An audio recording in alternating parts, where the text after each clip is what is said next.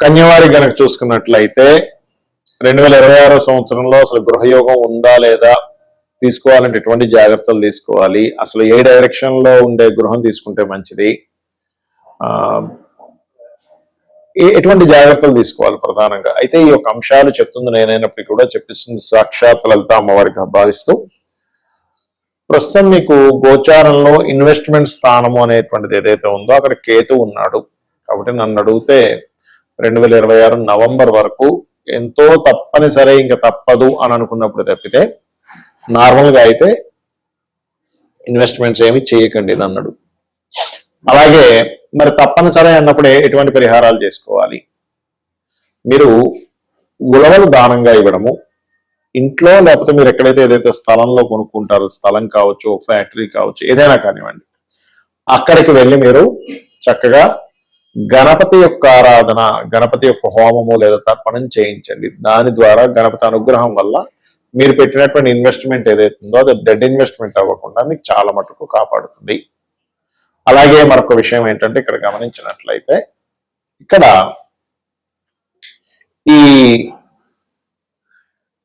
ఈ యొక్క ఏదైతే ఉందో గుర్తుపెట్టుకోండి, అంటే ఈ 12th హౌస్ కేతు ఎవరైతే ఉన్నారో కేతువుకు సంబంధించినటువంటి రోజు మంగళవారం కాబట్టి అది ఉన్నది రవిరాశిలో కాబట్టి పొరపాటును కూడా ఆదివారం మంగళవారం మీరు ఇన్వెస్ట్మెంట్స్ విషయంలో జాగ్రత్తగా ఉండాలి. మరి అసలు బలం ఉందా లేదా, ఇప్పుడు సరే ఇన్వెస్ట్మెంట్ స్థానంలో కేతు ఉన్నాడు, ఎప్పటి వరకు ఒకవేళ బలం ఉంది 2026 సంవత్సరంలో అంటే మిడిల్ ఆఫ్ ది మే వరకు పూర్తి బలం ఉంది చెప్పాలంటే వీళ్ళకి. మరి ఇక్కడ ఈ గురువు యొక్క రాసుల్లో శని ఉండడము, రాహు ప్రభావం పడడము, గురు సంబంధం వాటి మీద కుజుడి యొక్క ఇది కూడా దానికి ప్రభావం చూపిస్తున్నందుకు తప్పనిసరి తీసుకోవాల్సి వస్తే మాత్రం మీరు మే లోపలే తీసుకోండి 2026లో. అది కూడా నేను ఇందాక చెప్పినట్టుగా కేతుగ్రహం సంబంధించిన పరిహారము, కుజ శని రాహు గ్రహాలకు సంబంధించిన పరిహారం ఎలా ఉంటుందంటే ఇప్పుడు అప్పుడే మార్కెట్లోకి వస్తుంటారు, వాళ్ళకి ఆఫీస్ పెట్టుకోవాలి, ఒక ఇల్లు తీసుకోవాలి, అప్పుడే వాళ్ళకి మనీ కుదురుతాయి. ఈ జాగ్రత్తలు కనుక తీసుకున్నట్లయితే ఇబ్బంది ఉండదు, అది కూడా మే లోపల. అలాగే మీరు జన్మజాతకంలో గృహయోగం ఉందండి కానీ ఎక్కడో ఏదో అడ్డుపడుతుందని బాధపడుతుంటారు కొంతమంది, ఎక్కడో ఆగిపోతుంది అని. అలాంటప్పుడు మీరు నవగ్రహాల్లో రవి కుజ గ్రహాల దగ్గర రవి కుజ కేతు ఈ 3 గ్రహాల దగ్గర దీపారాధన చేసి మంగళవారము ఆదివారము బుధవారము చేసి మీకు దగ్గరలో ఉన్నటువంటి అంటే ఆ దీపారాధన చేసిన తర్వాత ఒక 9 ప్రదక్షిణాలు చేసుకొని దగ్గరలో ఉన్నటువంటి స్వామివారికి కానీ అమ్మవారికి కానీ ఒక 3 ప్రదక్షిణాలు కనుక చేసుకున్నట్లయితే మీరు ఏదైతే సంకల్పం అనుకుంటారో ఆ యొక్క సంకల్పం గృహయోగం కలుగుతుంది. అదేవిధంగా వీడియో ఎండింగ్ వరకు చూసినట్లయితే మీకు అసలు ఎటువంటి జాగ్రత్తలు తీసుకోవాలో కూడా చెప్పడం జరుగుతుంది. చాలా మంది నన్ను అడుగుతున్న ప్రశ్న ఏంటంటే అసలు ఒక గృహం కొనుగోలు చేసేటప్పుడు ఎటువంటి జాగ్రత్తలు తీసుకోవాలి. పాయింట్ నెంబర్ 1 గుర్తుపెట్టుకోండి, మీ పేరు లో ఉండే మొదటి అక్షరాన్ని తీసుకొని మొదటి అక్షరంతో వర్గు అనేది ఒకటి ఉంటుంది. అంటే ఆ నుంచి అమ్మహ, మీ పేరు ఆ నుంచి అమ్మహ లోపల ఉందనుకోండి, అంటే ఆ అంటే ఆదిత్య, లేకపోతే ఆదినారాయణ, ఈ అంటే ఈశ్వరు, ఊ అంటే ఉదయ్ కుమార్, లేకపోతే ఊహ, ఇట్లా చాలా రకాలు ఉంటాయి పేర్లు కదా. ఆ మొదటి అక్షరం గనక ఆ నుంచి అమ్మహ లోపల ఉంటే మీకు తూర్పు మధ్య ద్వారము, సింహద్వారాలు, ఎందుకంటే ఈశాన్యం కూడా ఉంటాయి కాబట్టి తూర్పు మధ్య సింహద్వారము, దక్షిణ మధ్య సింహద్వారము, ఉత్తర మధ్య సింహద్వారాలు మీకు పనికి వస్తాయి. మీకు పడమర ఈశాన్యం పనికిరాదని గుర్తుపెట్టుకోండి. కక్క గగ అక్షరాలు కనుక మీకు మొదటి అక్షరం అయినట్లయితే మీకు ఆగ్నేయము, ఉత్తరము, ఈశాన్యం పనికొస్తుంది. పనికొచ్చేవి చెప్పేస్తాను, ఇంక మళ్ళీ ప్రత్యేకంగా పనికిరాని కాకుండా. చాచా జాజా కనుక ఉన్నట్లయితే దక్షిణ మధ్య ద్వారం అంటే సౌత్ సెంట్రల్ డోర్ అనేది స్వవర్గ అవుతుంది, ఈస్ట్ సెంట్రల్ డోర్ అనేటువంటిది సప్తమ వర్గ అవుతుంది, నార్త్ ఈస్ట్ అనేటువంటిది షష్టమ వర్గ అవుతుంది. So east, south, north east. అదేవిధంగా టాటా డాడా అక్షరాలతో మీ పేరుంది ఉదాహరణకి. అప్పుడు మీరు ఏంటంటే మీరు ఇక్కడ ఈ వాయువ్యము, అదేవిధంగా ఆగ్నేయము, తూర్పు పనికొస్తాయి. అంటే north west, north south east, south central door and south east పనికి వస్తుంది. అదేవిధంగా తత దన, తమను, నా పేరు నానాజీ. ఈ పేర్లకి ఏంటంటే పడమర సింహద్వారం, పడమర మధ్య సింహద్వారము, ఉత్తరము దక్షిణము ఆగ్నేయం పనికి వస్తుంది. వీళ్ళ పొరపాటును కూడా తూర్పు ఈశాన్యం పనికిరాదు, గుర్తుపెట్టుకోండి. ఇక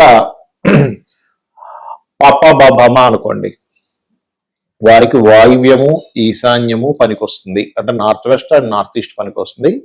వాళ్ళకి నార్త్ సెంట్రల్ డోర్ న్యూట్రల్ అవుతుంది, బట్ పొరపాటును కూడా ఈస్ట్ సెంట్రల్ డోర్ కానీ సౌత్ ఈస్ట్ కానీ తీసుకోకూడదు. ఇక యారా లావ అక్షరాలతో కనుక ఉన్నట్లయితే మీ పేరు దాంట్లో అంటే యారా లావ అంటే యా అంటే యాదమ్మ యాదయ్య, లేకపోతే రా అంటే రమేష్ రాము, లా అంటే లావణ్య, ఇట్లా చెప్తున్నా, ఉదాహరణ చెప్తున్నా.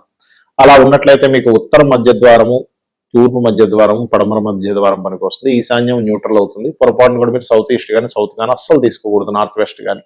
ఇక శేషాసహ అక్షరాలతో ఉన్నట్లయితే అంటే శేషగిరిరావు, హరిణి, హిరణ్య, ఇట్లా రకరకాల పేర్లు ఉంటాయి. వాళ్ళకి ఈశాన్యము వాయువ్యం అంటే నార్త్ ఈస్ట్ సింహద్వారం కానీ నార్త్ వెస్ట్ సింహద్వారం కానీ తీసుకోవాలి. దీంతో పాటు మీ పర్సనల్ చార్ట్ లో రాహుకేతువులు ఎక్కడున్నారు, శుభగ్రహాలు పాపగ్రహాలు ఉండే స్థితిని చూసుకోవాలి. ఇప్పుడు మళ్ళీ దాంతో కొంత ఫిల్టర్ చేసుకుంటే దీనివల్ల సింహద్వారం వలన మీ లైఫ్ లో మీరు ఏదైతే కష్టపడుతుంటారో, మీరు ఏదైతే ప్లాన్ చేసుకుంటుంటారో, ఇక్కడ ఫెయిల్యూర్ శాతం చాలా తగ్గుతుంది, పాజిటివ్ శాతం అనేటువంటిది పెరుగుతుంది. ఇది ఒకటి. రెండవది, ఎప్పుడు కూడా మీరు మీ జాతక చక్రంలో మీ పేరు మీద గృహయోగం ఉందో లేదో చూసుకోండి. చాలా మంది చేసేటువంటి తప్పిదాలు ఏమిటంటే వాళ్ళ పేరు మీద లేనప్పుడు వాళ్ళు తీసుకోవడం, మళ్ళీ కష్టాలు రావడం, అమ్మేయడం జరుగుతుంది. అలా కాకుండా మీ పేరు మీద ఉంటేనే తీసుకోండి. అసలు ఇక్కడ 3 విషయాలు చూడాలి. ఒకటి, మీ పేరు మీద గృహం కొనుక్కోవచ్చా కొనుక్కోకూడదా, గృహం కానీ వాహనం కానీ వస్తువు బంగారం కానీ స్థలం కానీ, గుర్తుపెట్టుకోండి. అలా లేదు అన్నప్పుడు మీ జీవిత భాగస్వామి పేరు మీదో, మీ పిల్లల పేర్ల మీదో, లేదు మీ ఇంకా వివాహం లేదు మీ తల్లిదండ్రుల పేర్ల మీదో కొనుక్కోండి. ఇంకోటి, భార్యాభర్తల్లో ముఖ్యంగా భర్త పేరు చూసుకోవాలి.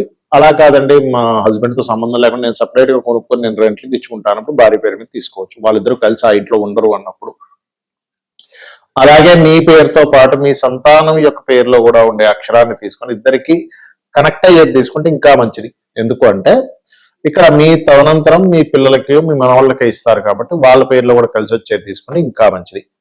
ఇక మరొక విషయం ఏంటంటే, ఎప్పుడూ కూడా మీరు ఒక గృహం కొనుక్కోవాలి అని అనుకున్నప్పుడు, ఆ డిజైర్ నెరవేరాలి అనుకున్నప్పుడు, మీరు మీ ఇంట్లో వాస్తుపరంగా మీ ఇంట్లో నైరుతి బెడ్రూమ్ లో, మాస్టర్ బెడ్రూమ్ లో వెస్ట్ వాల్ కి ఒక ఎల్లో కలర్ షీట్ ఒకటి ఇట్లా స్క్వేర్ లో దంటించి అక్కడ మీరు ఎటువంటి గృహం కొనుక్కోవాలనుకుంటున్నారో ఆ ఫోటో పెట్టి అమ్మవారి అనుగ్రహంతో నేను ఈ యొక్క గృహాన్ని కొనుక్కోబోతున్నాను అని చెప్పి కింద నీట్ గా రాసి మీరు మణిద్వీప వర్ణన రెగ్యులర్ గా రోజు చేయండి. మీరు ఎంత రోజు మీరు మణిద్వీప వర్ణన చేస్తే అంత ఖచ్చితంగా మీకు గృహయోగం ఉంటుంది. ఇక్కడ ఏంటంటే గోచారంలో గనక ఇన్వెస్ట్మెంట్ చేయకూడని సమయాలు ఉన్నప్పుడు పర్టికులర్ గా మీరు ఆ సమయంలో పొరపాటును కూడా గృహం కొనుక్కోకూడదు, గుర్తుపెట్టుకోండి. అంటే గోచారంలో 12వ స్థానంలో అయితే ఇన్వెస్ట్మెంట్స్, 4వ స్థానం మీద బ్యాడ్ ట్రాన్సిట్ ఉంది, అప్పుడు గృహం కానీ వాహనం కానీ, శుక్రుడి మీద బ్యాడ్ ట్రాన్సిట్ ఉంది, పర్టికులర్ గా వాహనం కట్టిన గృహం కొనుక్కోవడం, లేదు కుజుడి మీద బ్యాడ్ ట్రాన్సిట్ ఉంది, అప్పుడు స్థలం తీసుకునేటువంటి విషయంలో ఎట్టి పరిస్థితుల్లో తొందరపాటు పనికిరాదు, గుర్తుపెట్టుకోండి.